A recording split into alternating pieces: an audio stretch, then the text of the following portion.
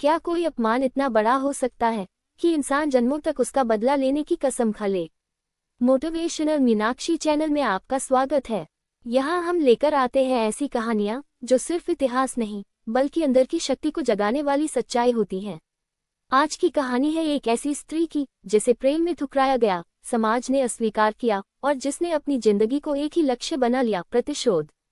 ये कहानी है काशी की राजकुमारी अम्बा की, जो केवल एक नाम नहीं बल्कि इतिहास का सबसे बड़ा बदला बन गई।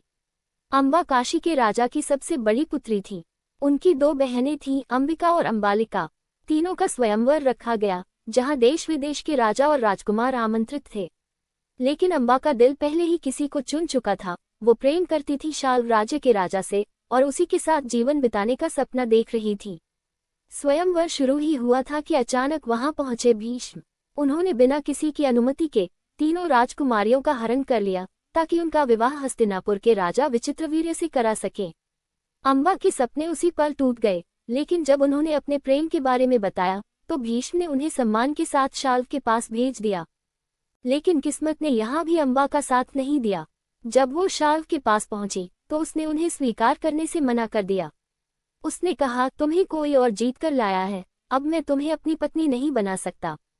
ये शब्द सिर्फ इनकार नहीं थे, ये अम्बा के अस्तित्व पर सबसे बड़ा प्रहार था। वो न अपने प्रेम के पास रही, न अपने घर लौट सकी। टूटी हुई अम्बा वापस भीष्म के पास गई और उनसे विवाह करने को कहा, लेकिन भीष्म ने अपनी ब्रह्मचर्य प्रतिज्ञा के कारण मना कर दिया। अब अम्बा के पास खोने के लिए कुछ भी नहीं बचा था। और उसी पल जन्म हुआ एक ऐसी स्त्री का जो अब सिर्फ न्याय नहीं, प्रतिशोध चाहती थी। अम्बा ने कसम खाई, मैं भीष्म का अंत बनकर रहूंगी। अम्बा ने जंगलों में जाकर कठोर तपस्या शुरू कर दी। सालों की तपस्या के बाद भगवान शिव प्रकट हुए। उन्होंने अम्बा को वरदान दिया, इस जन्म में नहीं लेकिन अगले जन्म में तुम भीष्म की मृत्यु का कारण बनोगी।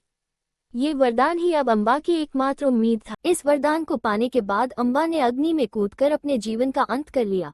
लेकिन ये अंत नहीं था, ये एक नई शुरुआत थी, एक ऐसे जन्म की जो सिर्फ बदले के लिए लिया गया था। अम्बा ने पुनर्जन्म लिया शिखंडी के रूप में, पंचाल के राजा द्रुपद के घर।